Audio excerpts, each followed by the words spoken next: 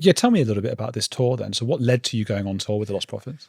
What did lead on tour? I think they were struggling to sell tickets. This was in like 2011, and that was our peak. So that we had just dropped a song. It was A-list all over Radio 1. It was clear we would be able to sell a lot more tickets for them on the tour. So we got contacted. Hey, Lostprophets want to bring you onto their tour as main support. We're like, great, cool. They're a huge band. Yeah, let's do it. Let's jump on a tour bus and go and do our first ever tour around the UK. So yeah, we jumped on a tour with them. And even from the first sound check, things were just a little bit off. Since then, I've done a lot more touring, a lot more support with other people, had people support me. And you always try and treat people like family and try and make it like fun for everyone. But it was clear that there was tension in the air amongst everyone. Ian was never at any of the sound checks, and the band would go and do all the sound checks. And just a weird atmosphere from the get-go. They were very strict towards us, very not friendly. I think there may have been a bit of jealousy, the fact that we were brought on to sell more tickets, and some of the shows, people would come to see us, and the support goes on before the main act. They would watch us and then leave. So a lot of the time we would play to a bigger crowd than they would play to.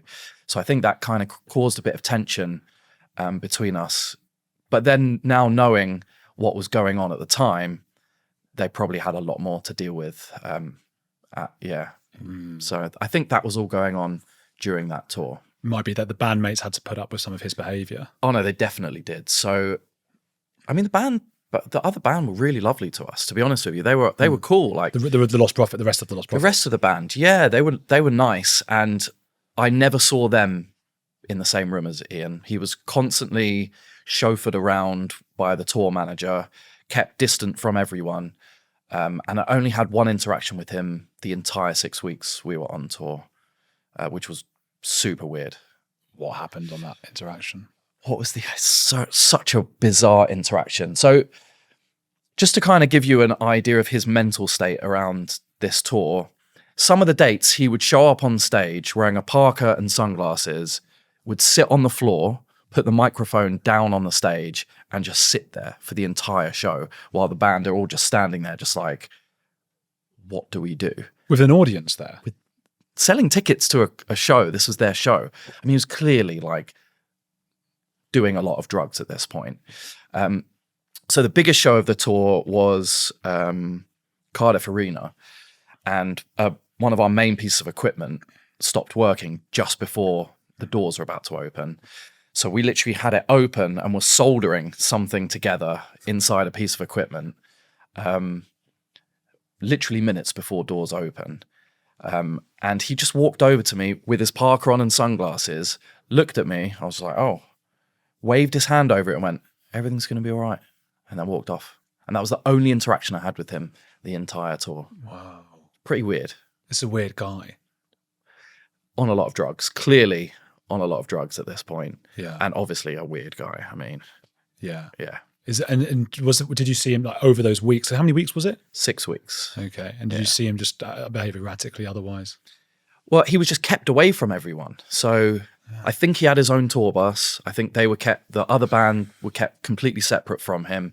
And the only time we would see him was on stage. And a lot of the time he was either not singing, or they would like have a backing track with his voice on it. He was messing up all the words, and sometimes just laying down on the floor and just not performing at all. So you could tell his mind was elsewhere, other stuff going on.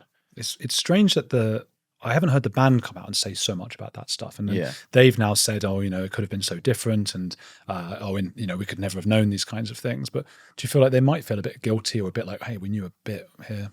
I don't think that they knew about like any of the predatory stuff, but it was obvious he was on drugs. I mean, clear that's normal for rock stars, isn't it? Normal, but aren't the Gallaghers on that kind of thing? Not anymore. I'm probably in their heyday, but they weren't playing to sold out shows at this point. This was kind of at a point in their career where it felt like it was taking a dip. So for us to see someone acting this way, it was a bit out of character. But also, I've toured with loads of artists over the years, people who do take drugs, people who like to party, but this is a different type of taking drugs. It's a dark type of taking drugs where you're being locked away and being kept separate from everyone. But it really did create a divide between us and them. I don't know if it was because we were getting a good response on the tour, but by the end of the tour, that their tour manager hated us. We were told, I think the last show of the tour was Brixton Academy, and we were told, once you get off stage, you have to leave the venue. We weren't even allowed to stay for their performance. So it was all very strange. And looking back at it, they were, like I say, they're probably dealing with him. Yeah. Shit. And so, yeah, I mean, you toured with loads of people. Yeah. And would that be up there with the strangest? Oh, it's definitely the weirdest tour. Yeah. But at the time, it was the start of our career.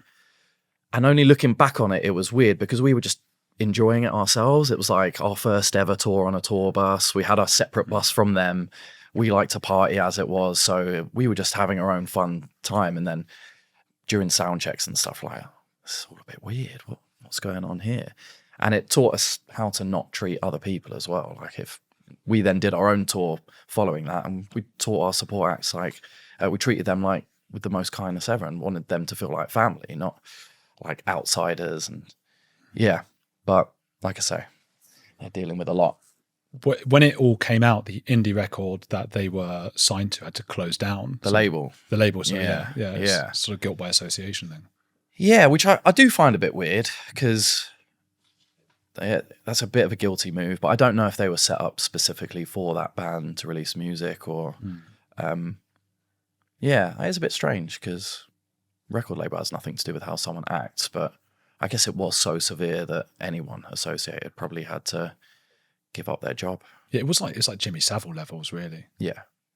And with Jimmy Savile, people had to know. So that's what everyone's asking, I think, looking back. Like, did someone know? I think from what I read, I think that the only people who knew were the victims, and I think a lot of the victims did speak up, and they spoke up to the police, but the police... It was a different time where like social media didn't exist. There was no pressure from like now, if something happens to someone, they can just publicly say it and it will gain traction and then people have to deal with it. But back then I feel like police were like, oh, you know, rock stars are rock stars, you know, and they didn't believe it. I think it was reported multiple times before anything was looked into. What about, I mean, could you think you can never, it's so bad that like usually I believe in the death of the author, you know, like it's separate the author, but it's so bad that can people listen to their music? Do you think you can separate that? Well, the weird part is their listeners have gone up since he died.